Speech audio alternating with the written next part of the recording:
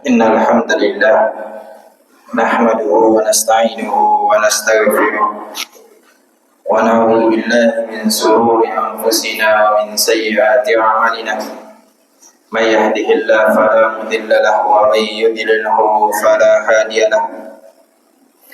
Asyhadu an la ilaha illallah wahdahu la syarika lahu wa asyhadu anna Muhammadan 'abduhu wa rasuluhu la nabiyya wa la rasula ba'da, amma ba'd.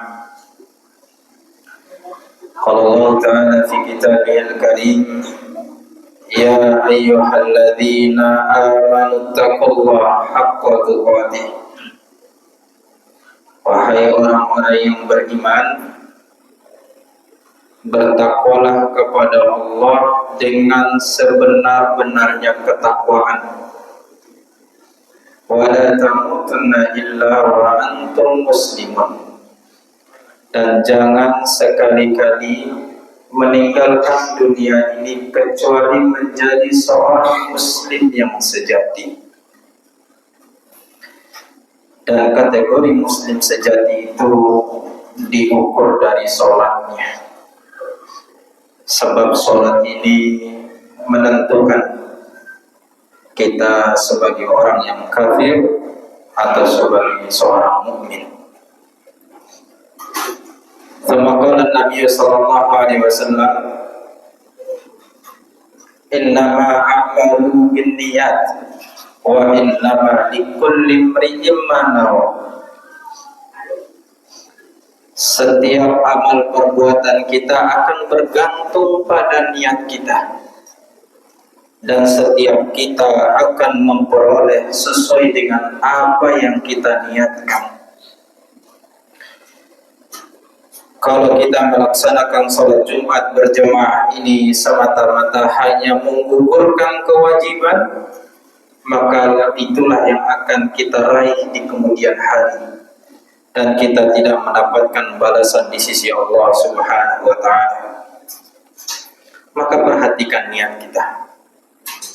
Syarat dari diterimanya amal itu bukan sekedar ittiba, mengikuti Nabi SAW, tetapi harus dengan niat yang ikhlas karena Allah Subhanahu wa Ta'ala. Sadaqallah Rasulullah sallallahu alaihi wasallam. Ma'asyiral muslimin, jamaah salat Jumat yang sama-sama mengharapkan ridha Allah Subhanahu wa Ta'ala. Tidak bosan-bosannya lisan kita orang yang beriman mengucapkan rasa syukur kepada Allah, sebab nikmat yang Allah tidak pernah hentikan ketika kita menjalankan kehidupan ini. Bahkan tidak akan mampu langkah kaki kita menuju ke tempat yang dimuliakan Allah ini kecuali karena nikmat Allah Subhanahu wa Ta'ala yang kita syukuri. Allah Subhanahu wa Ta'ala berfirman, wa ma bikum min ni'matin fa minallah. Tidak ada satu pun nikmat yang kita nikmati kecuali datangnya dari Allah Subhanahu wa Ta'ala. Maka bersyukurlah, sebab ucapan syukur kita akan dijawab oleh Allah dengan jawaban yang spesial. Terima kasih ya Allah atas nikmat-Mu, maka jawaban Allah, mau apa lagi? Terima kasih ya Allah, mau apa lagi? La in syakartum la azidannakum. Kalau engkau bersyukur, aku akan tambahkan, kata Allah. Wala in kafartum inna adzabi lasyadid. Tapi engkau kufur, maka azabku akan pedih. Jamaah yang dirahmati Allah Subhanahu wa Ta'ala, jadilah hamba Allah yang pandai bersyukur kepadanya. Salawat dan salam atas junjungan Nabi besar kita, yakni Nabi Muhammad sallallahu alaihi wasallam, manusia yang mengajarkan kita betapa pentingnya akhlak dalam kehidupan ini. Bahkan beliau diutus dengan tujuan yang mulia itu, liutamima makarimal akhlak, memperbaiki akhlak manusia, terutama akhlak mereka kepada Allah Subhanahu wa Ta'ala. Dan inilah yang hilang di generasi kita saat ini. Bagaimana kita temukan generasi kita mereka lebih penting dengan hal dunianya dibandingkan mereka mendekatkan diri kepada Allah Subhanahu wa taala. Maka tidak bosan-bosannya kita mengingatkan bahwa jadilah umat Nabi Muhammad SAW yang bukan sekedar pandai bersolawat kepadanya, tetapi jadilah umat yang senantiasa bersolawat dan mengikuti setiap sunnah-sunnahnya, karena tidak ada contoh yang terbaik dalam kehidupan kita kecuali baginda Nabi Muhammad SAW. Semoga kita mendapatkan syafaatnya nanti di yaumul qiyamah. Amin ya rabbal alamin. Ma'asyiral muslimin rahimakumullah. Di kesempatan Jumat hari ini, mari kita sama-sama merenungi firman Allah Subhanahu wa taala. Surah Ali Imran ayat 185. Allah Subhanahu wa taala berfirman, kullu nafsin dha'iqatul maut wa innama tuwaffawna ujurakum yawmal qiyamah faman zuhziha 'anil nar wa udkhilal jannah faqad faz wa mal hayatud dunya illa mata'ul ghurur. Ma'asyiral muslimin rahimakumullah. Ketika Allah kemudian mengatakan kullu nafsin dha'iqatul maut, setiap yang bernyawa pasti akan mati, maka ini merupakan peringatan sekaligus ini ayat motivasi kepada baginda Nabi Sallallahu Alaihi Wasallam, atau dalam kata lain ini adalah ayat puncak hiburan kepada baginda Nabi Sallallahu Alaihi Wasallam atas perilaku sikap para ahlul kitab di saat itu, ketika kemudian mereka mengejek, mencaci, menghina baginda Nabi Sallallahu Alaihi Wasallam. Ma'asyiral muslimin rahimakumullah, para ahlul kitab itu bukan sekedar merendahkan Nabi Sallallahu Alaihi Wasallam, mereka pun merendahkan Allah Subhanahu Wa Taala. Mereka kemudian mengatakan bahwa Allah itu miskin dan kamilah yang kaya. Bahkan mereka tidak mau beriman kepada baginda Nabi Sallallahu Alaihi Wasallam setelah Nabi kemudian membawakan petunjuk. Bahkan mereka berkata kepada Nabi Sallallahu Alaihi Wasallam untuk kemudian datangkan kepada mereka sebuah peristiwa korban, yang mana kemudian korban itu akan dimakan oleh api yang turun dari langit, sebagaimana yang terjadi pada sebagian nabi-nabi sebelumnya. Dan kita tahu sejarah korban yang pertama itu terjadi pada zaman Nabi Adam alaihi salam, ketika kemudian Habil dan Qabil putra Nabi Adam alaihi salam diperintahkan untuk berkorban. Maka salah satu korban di antara keduanya diterima oleh Allah. Allah langsung menunjukkan siapa yang ikhlas dan siapa yang tidak ikhlas. Dan Allah kemudian menerima korbannya Habil yang berupa kambing dan kemudian disambar oleh petir dan hangus itu korbannya. Dan kemudian para ahlul kitab ini meminta kepada Nabi Sallallahu Alaihi Wasallam agar menunjukkan itu supaya mereka kemudian mau beriman, dan tentu alasannya aneh-aneh. Jemaah yang dirahmati Allah Subhanahu wa taala, lalu Allah kemudian menurunkan ayat ini. Ayat ini sebagai motivasi kepada Nabi Sallallahu Alaihi Wasallam.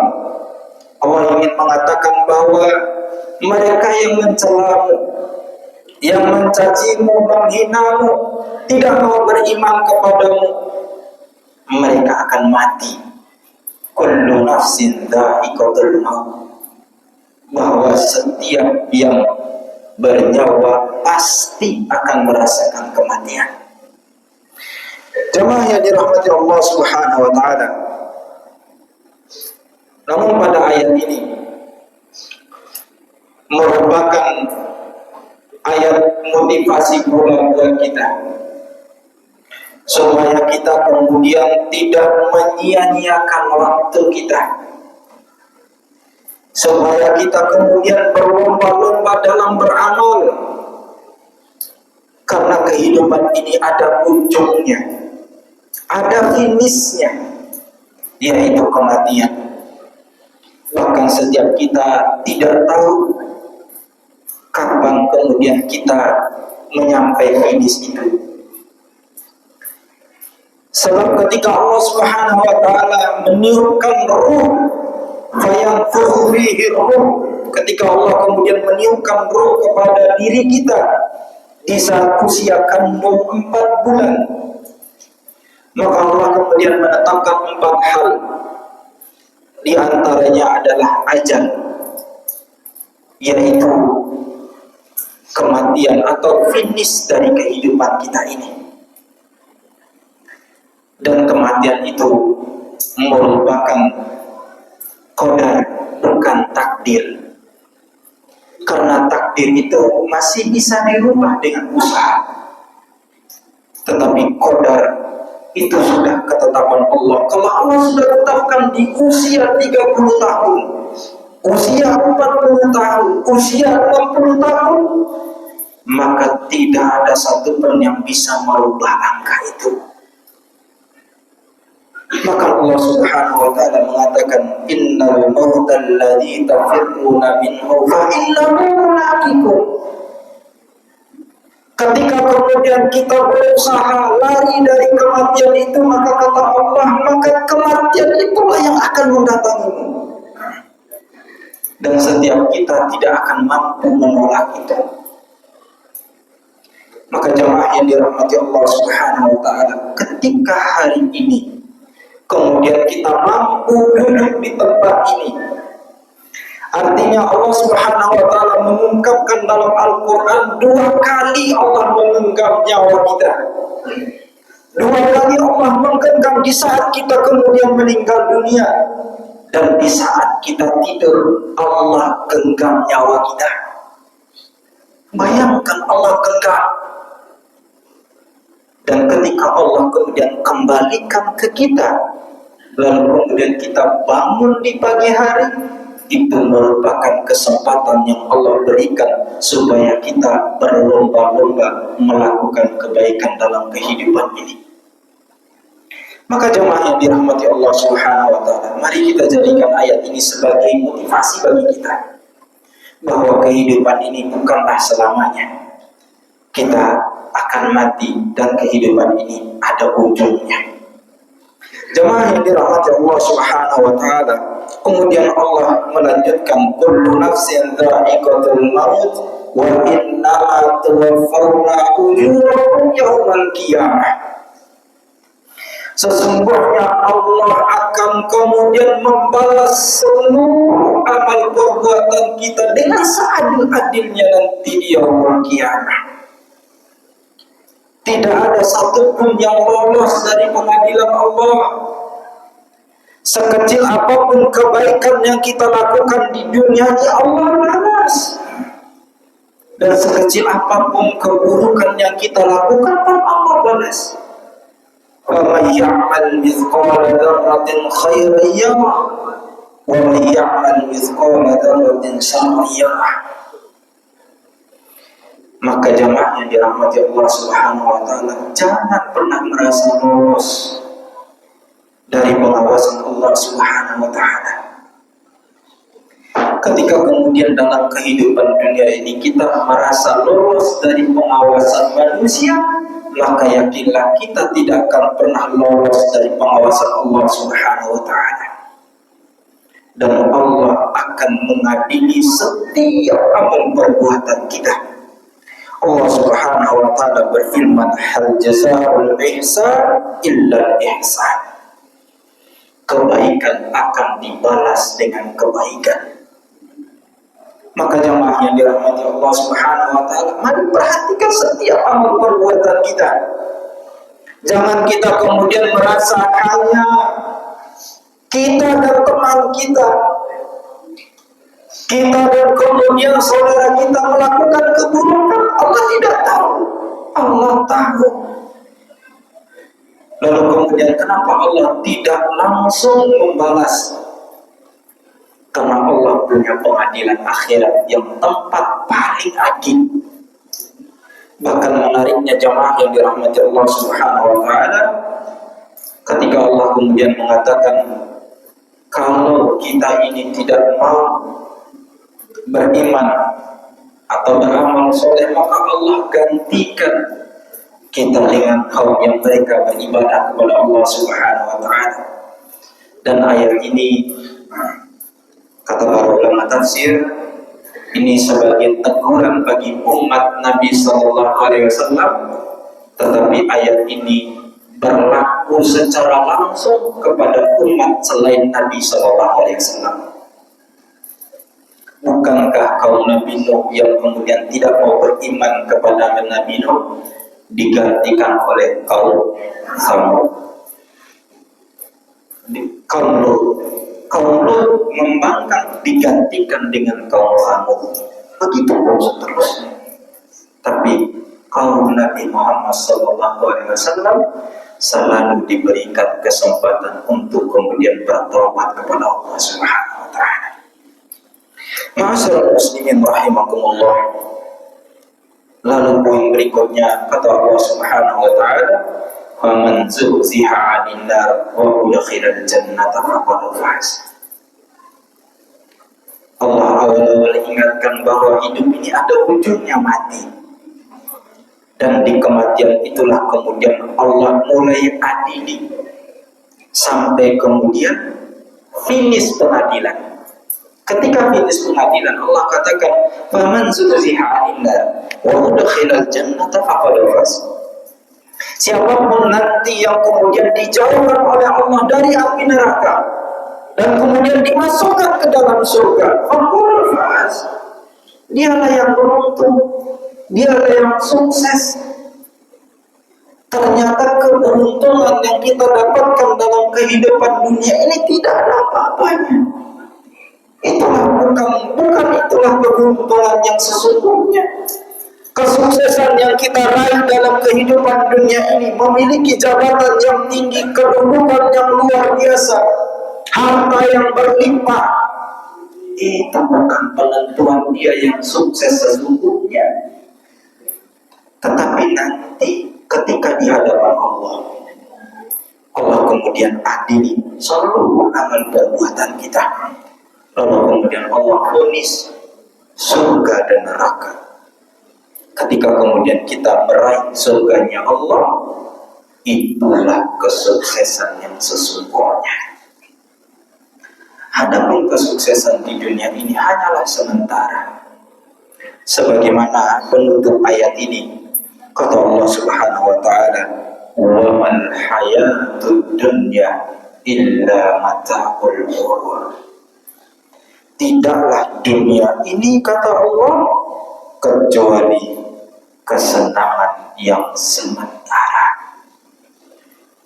Wa mal hayatud dunya illa mata'ul ghurur. Dunia ini kesenangan yang sementara dan menipu. Kata Allah, dunia ini menipu. Berapa banyak di antara kita kemudian mendapatkan kenikmatan dunia, di pagi harinya, kemudian di sore harinya hilang itu kenikmatan, maka kembalilah kita kemudian menjadi hamba yang sedih dalam hidup ini. Kenapa? Karena Allah sudah gambarkan menipu.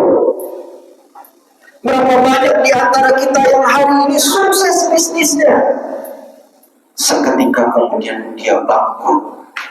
Mengapa? Itulah sifat dunia, mata ulur, kesenangan yang menipu kita semua. Maka jamaahnya dirahmati Allah Subhanahu wa taala, jangan sampai kita kemudian terlena dengan kehidupan dunia yang senantiasa menipu kita. Dan Allah Subhanahu wa taala mengatakan, wa innal akhirata hiya darul qarar. Kehidupan akhirat adalah kehidupan yang sesungguhnya. Jamaah yang dirahmati Allah Subhanahu wa taala, ini adalah renungan singkat dari firman Allah Subhanahu wa taala, dan semoga semua kita kembali ke rumah masing-masing nanti, kembali juga membuka surat Ali Imran ayat 185 ini sebagai bahan pengingat kita dalam kehidupan ini, bahwa alur kehidupan kita ini adalah ada ujungnya mati. Setelah kematian itu kemudian Allah adili semua amal perbuatan kita. Ketika Allah sudah mengadili, disitulah kemudian penentuan siapa yang sukses dan siapa yang gugur. Maka yang masuk surga dialah yang sukses, yang masuk ke dalam neraka dialah yang gagal. Dan Allah kemudian menutup dengan kalimat bahwa dunia ini hanyalah kesenangan yang menipu kita. Aku qouli hadza fastaghfiru li wa lakum wa nafa'ani wa iyyakum bima fihi minal ayati wa dzikril hakim wa taqabbal minni wa minkum tilawatahu innahu huwal ghafurur rahim.